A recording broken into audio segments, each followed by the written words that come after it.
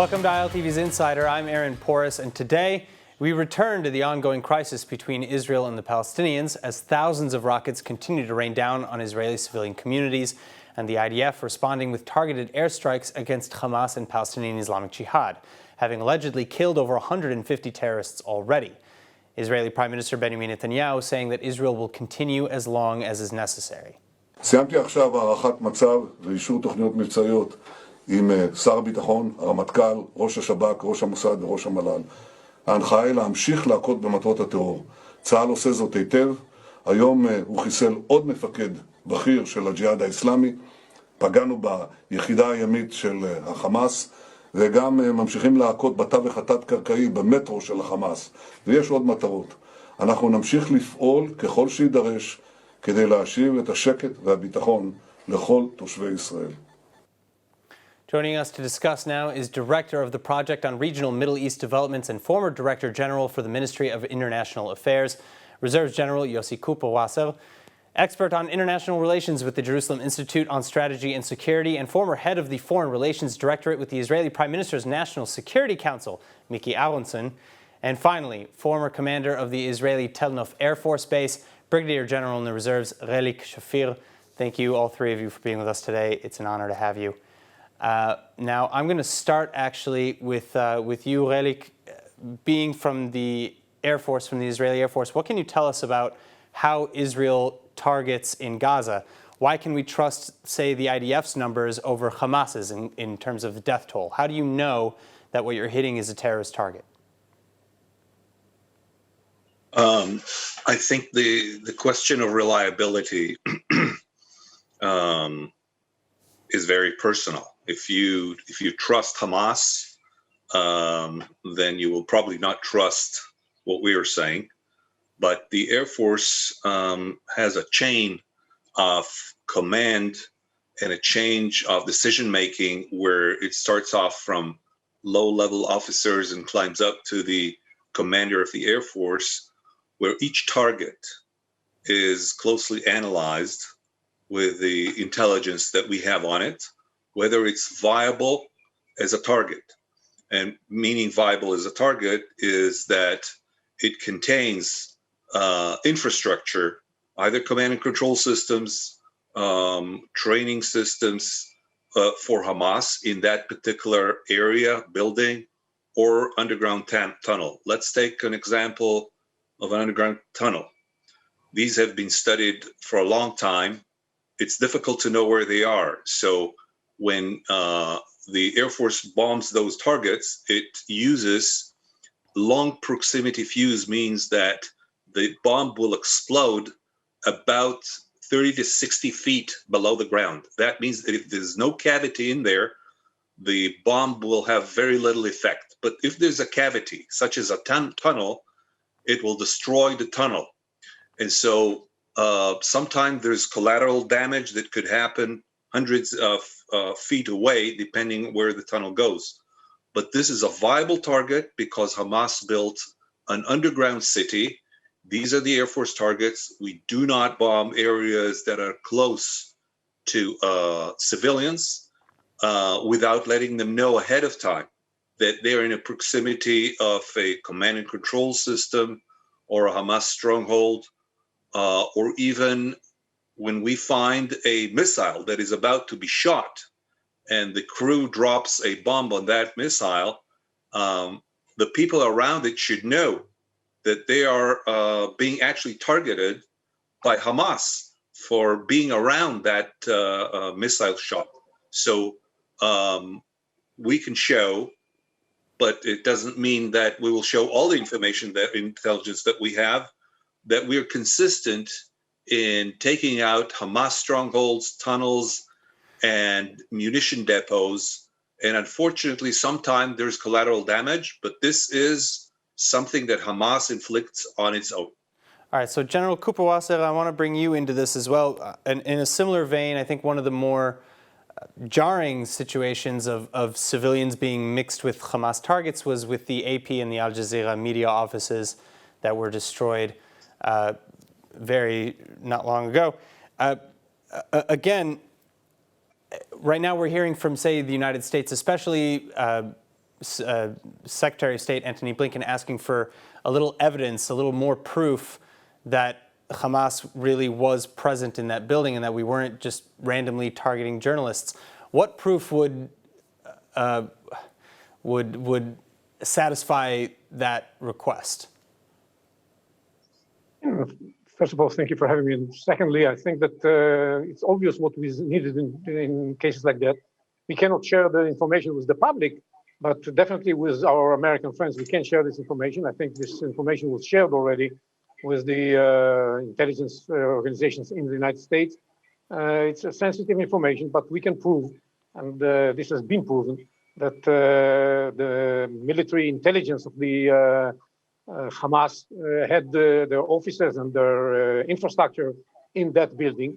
And I'm sure that once the American administration will get this through their intelligence organizations, they will be able to verify and see that what was obvious to them, I think, as well, is that we don't hit these high-rising buildings just because we don't have anything to do in the afternoon. We do that because they serve as military targets and are being used by the Hamas terror organization. That's why we do it. I think there was a little effort by the AP people to put it and say they didn't know and so on and so forth. But I guess if you live in a building like that for a long time, you probably know. And it's a little bit strange that they were trying to play it if they were totally innocent. So do you think the AP and Al Jazeera were aware that Hamas was in active presence in the building? I cannot say that I'm not certain about that, but when you live in a building like that, you feel that something is happening. But even if they didn't, we have the proof that is needed in order to convince the American administration this is the case. I can tell you from my experience, I've been sharing this kind of information many times with the Americans. Sometimes, depends on the administration you have, sometimes they are resisting the information, but most of the time they understand that this is the kind of information we have. Our intelligence dominance of the Gaza Strip is being shown every day now. Our ability to hit the underground facilities is clear proof of the intelligence capabilities of Israel inside the Gaza Strip. And we definitely know quite a lot about where their offices are.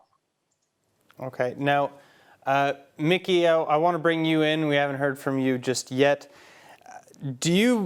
How do you respond to international criticisms that Israel is not doing enough to minimize casualties? We've heard now from both Mr. Cooper-Wasser and Mr. Relik Shafir that Israel has, we know we have roof knockers, we know we have phone calls and all sorts of different methods. Can you speak to that as well? Well, first of all, it's never enough, but I think we're doing more than maybe any other army that I know. I think we've neglected to mention the legal advice. And a military officer, a commander, cannot do anything without having the action approved by a legal advisor and by his superiors. Now, when we talk about international criticism, we have to divide it into regional criticism and international criticism. The more important part, I think, for Israel right now is the regional criticism. And when I look at the response of Arab states, they are hardly minimally relating to Gaza. They're talking about Jerusalem. They're talking about Sheikh Jarrah neighborhood, and they're talking about Al-Aqsa. They are not lamenting, I would say, what is happening to Hamas. And I think if Israel indeed manages to strike Hamas infrastructure the way it should, it justifies the security and intelligence relations between Arab states and Israel. I don't think there is a single Arab state that we have relations with and some that we don't, like Saudi Arabia, that would lament what is happening with Hamas, because Hamas represents the Muslim Brotherhood and a threat to Egypt and to Jordan and to other states that Israel has relations with. So again, I think the criticism is not about Gaza. We will see, of course, in the coming days, growing criticism from the international community, from the Western world, because as the operation continues, there will be more loss of human lives. And we will have to face it and decide whether we want to unilaterally end at some point the operation. So again, have you seen, do you see the Arab world's response to what's going on right now as very different from, say, the 2014 Tzuk Eitan, the war with Gaza in 2014? Well, I think that the Arab world has a consensus. It is united in criticism about what is going on in Jerusalem, because they are not, again, as I said, they have no sympathy for Hamas. It's the other way around, but they are afraid of what maybe change of status quo in Jerusalem that really concerns them. And they are afraid of Hamas succeeding to create this connection between the movement, the Hamas movement, and what is happening in Jerusalem. This is not in the interest of Israel, and this is not in the interest of modern Arab states. And in this sense, we see a lot of criticism. We see Saudi Arabia, Tunisia, Morocco, Jordan, Egypt, they're all criticizing what is going on in Jerusalem, not Gaza. All right. Now, Leilik, I want to come back to you because if we're talking about the Arab world's response to this, right now, while Mickey is saying that some of the responses have been somewhat muted with respect to Gaza, not everywhere is sitting on their hands. We have Jordan, Syria, and Lebanon, where we're seeing incursions or attempted incursions from those states into Israeli territory, several missile strikes from the north. Do you believe that Israel is about to see a war on multiple fronts, or are these somewhat standalone incidents? No, I think there are standalone incidents, and there are, for instance, from Lebanon, all the rockets that were fired from Lebanon last night were fired from Lebanon and hit Lebanon. None of them arrived in Israeli territory, and they were probably from independent Hamas supporters rather than Hezbollah, who disowned this in the previous time last week. Same goes for other incursions. These are probably or knowingly private, so to speak, enterprises by people. Even though it does cause some stirring in the Arab countries around us, I don't think that either Jordan, Syria, or Lebanon have any interest in this conflict getting out of hand, certainly not Lebanon. So I think this can be checked. And on our eastern and northern borders, we're vigilant and being able to control all these incursions, as you mentioned. But I think the fact that the casualty numbers are low, that does not mean that civilian life, that even one civilian life is not something that we try to save. But with the type of behavior that Hamas is displaying, the numbers are not big.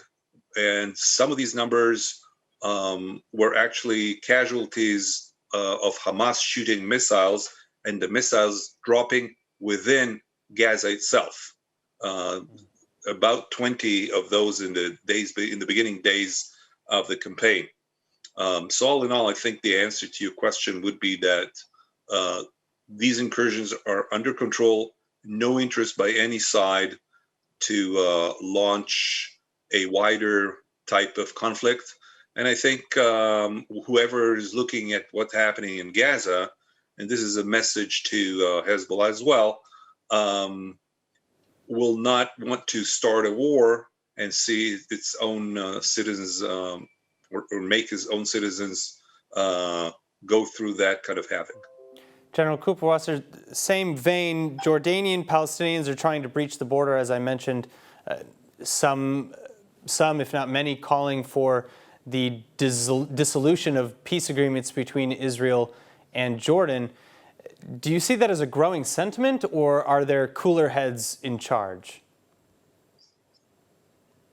There are cooler heads in charge, but I think it doesn't mean that it's not a growing sentiment and it's not a growing threat. And yes, I think that Hamas managed, together with Hezbollah and together with Iran, to rise, to make his supporters in other countries rise.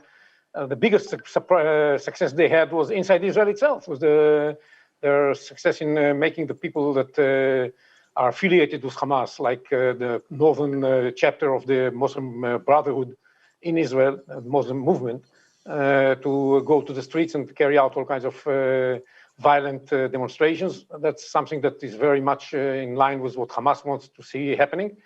The same goes with when it comes to Jordan, where there are strong influence of the Muslim Brotherhood in Jordan. Muslim Brotherhood, of course, is connected with Hamas, coming from the same source. And they are trying to put pressure on the government to put an end to the agreement with Israel and to probably even cause some tensions along the border.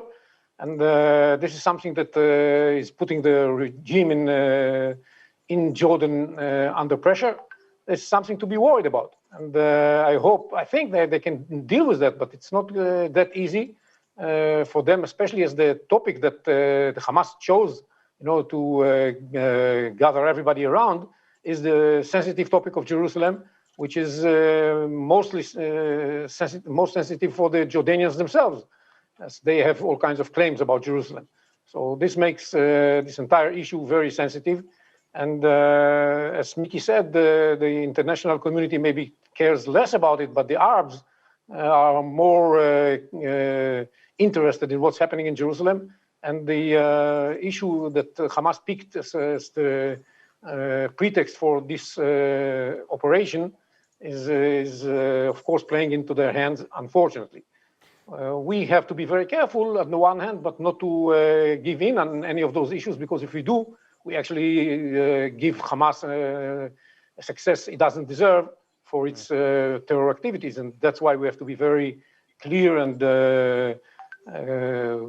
determined in our way of handling these threats. All right, so speaking more of Jerusalem, Miki, you talked earlier about this chain of command, including legal plausible deniability and going through and making sure that what we're doing is legal in the eyes of the international community as well as Israeli law.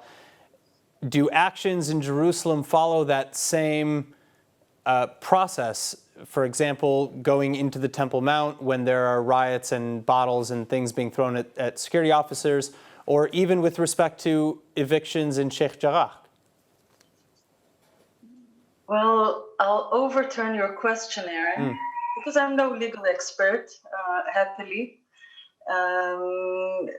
Regarding this question, I would relate to maybe what is the desired outcome of this operation. If we're talking about Jerusalem, we would want to break any connection, any affiliation between Hamas and anything that goes on in Jerusalem.